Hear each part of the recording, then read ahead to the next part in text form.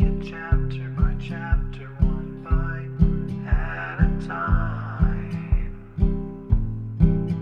So many adventures and mountains we can climb. Take it word for word, line by line, one bite at a time.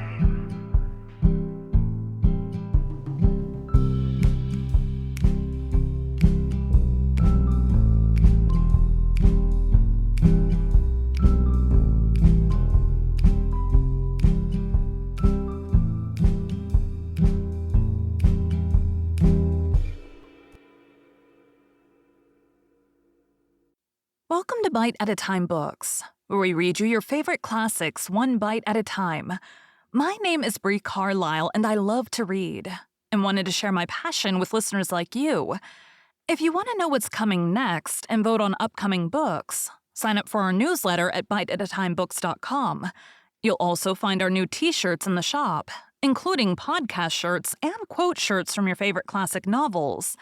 Be sure to follow my show on your favorite podcast platform so you get all the new episodes.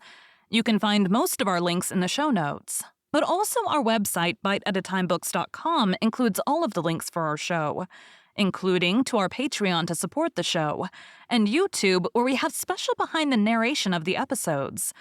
We're part of the Bite at a Time Books Productions Network. If you'd also like to hear what inspired your favorite classic authors to write their novels, and what was going on in the world at the time, check out the Bite at a Time Books Behind the Story podcast, wherever you listen to podcasts. Please note, while we try to keep the text as close to the original as possible, some words have been changed to honor the marginalized communities who've identified the words as harmful, and to stay in alignment with Bite at a Time Books' brand values. Today we'll be continuing Pride and Prejudice by Jane Austen. Chapter 20. Mr. Collins was not left long to the silent contemplation of his successful love, for Mrs. Bennet, having dawdled about in the vestibule to watch for the end of the conference, no sooner saw Elizabeth open the door and with quick step pass her towards the staircase, than she entered the breakfast room and congratulated both him and herself in warm terms on the happy prospect of their near connection.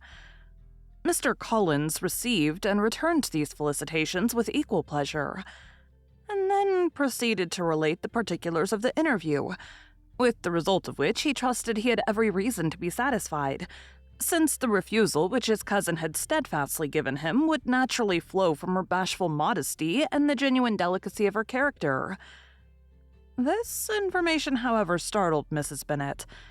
She would have been glad to be equally satisfied that her daughter had meant to encourage him by protesting against his proposals, but she dared not believe it and could not help saying so. "But depend upon it, Mr. Collins," she added, "that Lizzie shall be brought to reason. I will speak to her about it myself directly.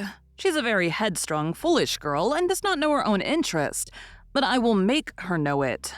"Pardon me for interrupting you, madame," cried Mr. Collins, "but if she is really headstrong and foolish, I know not whether she would altogether be a very desirable wife to a man in my situation, who naturally looks for happiness in the marriage state. If, therefore, she actually persists in rejecting my suit, perhaps it were better not to force her into accepting me, because if liable to such defects of temper, she could not contribute much to my felicity." "Sir, you quite misunderstand me," said Mrs. Bennet, alarmed. "Lizzie is only headstrong in such matters as these. In everything else, she is as good-natured a girl as ever lived. I will go directly to Mr. Bennet, and we shall very soon settle it with her, I am sure." She would not give him time to reply, but hurrying instantly to her husband, called out as she entered the library, "Oh, Mr. Bennet, you are wanted immediately. We are all in an uproar. You must come and make Lizzie marry Mr. Collins, for she vows she will not have him, and if you do not make haste, he will change his mind and not have her." Mr. Bennet raised his eyes from his book as she entered, and fixed them on her face with a calm unconcern, which was not in the least altered by her communication. "I have not the pleasure of understanding you," said he when she had finished her speech. "Of what are you talking?" "Of Mr. Collins and Lizzie. Lizzie declares she will not have Mr. Collins, and Mr. Collins begins to say that he will not have Lizzie." "And what am I to do on the occasion? It seems a hopeless business. Speak to Lizzie about it yourself. Tell her that you insist upon her marrying him. Let her be called down. She shall hear my opinion." Mrs. Bennet rang the bell, and Miss Elizabeth was summoned to the library. "Come here, child," cried her father as she appeared. "I have sent for you on an affair of importance. I understand that Mr. Collins has made you an offer of marriage, is it true?" Elizabeth replied that it was. "Very well. And this offer of marriage you have refused?" "I have, sir." "Very well. We now come to the point. Your mother insists upon your accepting it. Is it not so, Mrs. Bennet?" "Yes, or I will never see her again." "An unhappy alternative is before you, Elizabeth. From this day you must be a stranger to one of your parents. Your mother will never see you again if you do not marry Mr. Collins, and I will never see you again if you do." Elizabeth could not but smile at such a conclusion of such a beginning. But Mrs. Bennet, who had persuaded herself that her husband regarded the affair as she wished, was excessively disappointed. "What do you mean, Mr. Bennet, by talking in this way? You promised me to insist upon her marrying him."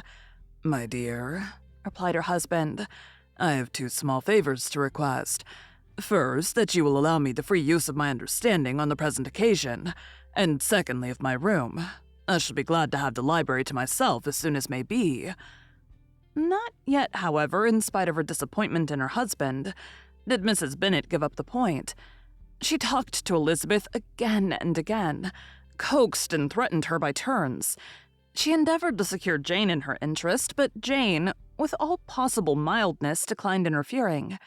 And Elizabeth, sometimes with real earnestness and sometimes with playful gaiety, replied to her attacks. Though her manner varied, however, her determination never did. Mr. Collins, meanwhile, was meditating in solitude on what had passed. He thought too well of himself to comprehend on what motive his cousin could refuse him. And though his pride was hurt, he suffered in no other way. His regard for her was quite imaginary, and the possibility of her deserving her mother's reproach prevented his feeling any regret. While the family were in the confusion, Charlotte Lucas came to spend the day with them. She was met in the vestibule by Lydia, who, flying to her, cried in a half-whisper, "I am glad you are come, for there is such fun here. What do you think has happened this morning? Mr. Collins has made an offer to Lizzie, and she will not have him." Charlotte had hardly time to answer before they were joined by Kitty, who came to tell the same news, and no sooner had they entered the breakfast room where Mrs. Bennet was alone, than she likewise began on the subject, calling on Miss Lucas for her compassion and entreating her to persuade her friend Lizzie to comply with the wishes of her family. "Pray, do, my dear Miss Lucas," she added in a melancholy tone, "for nobody is on my side. Nobody takes part with me. I am cruelly used. Nobody feels for my poor nerves." Charlotte's reply was spared by the entrance of Jane and Elizabeth. "Aye, there she comes," continued Mrs. Bennet, "looking as unconcerned as may be, and caring no more for us than if we were at York, provided she can have her own way.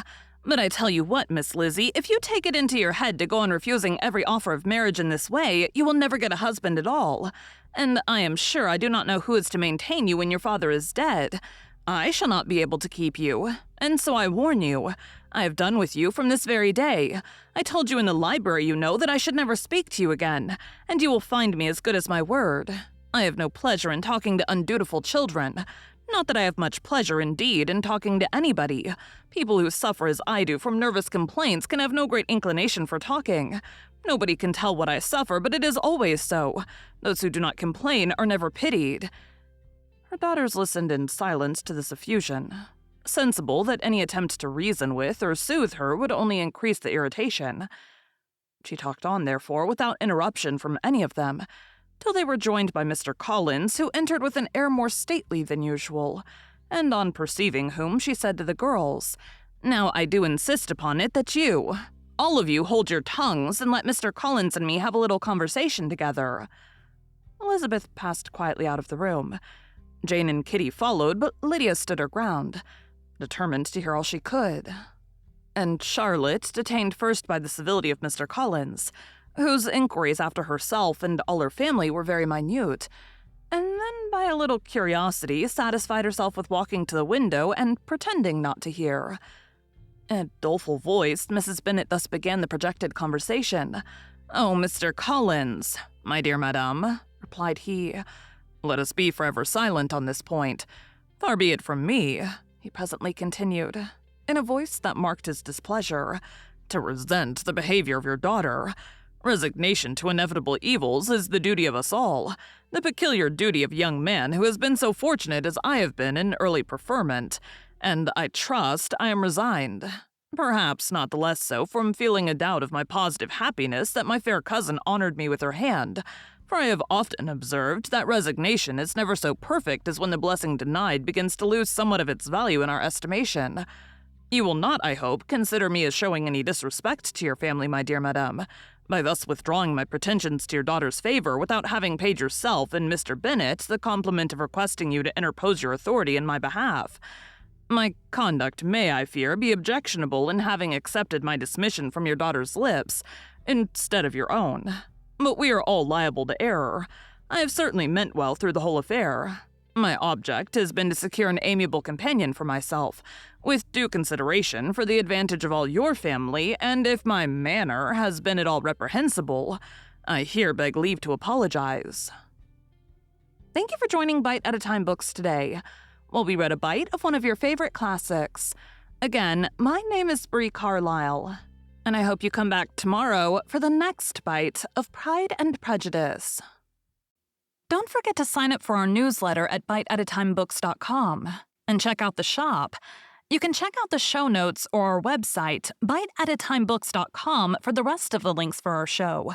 We'd love to hear from you on social media as well.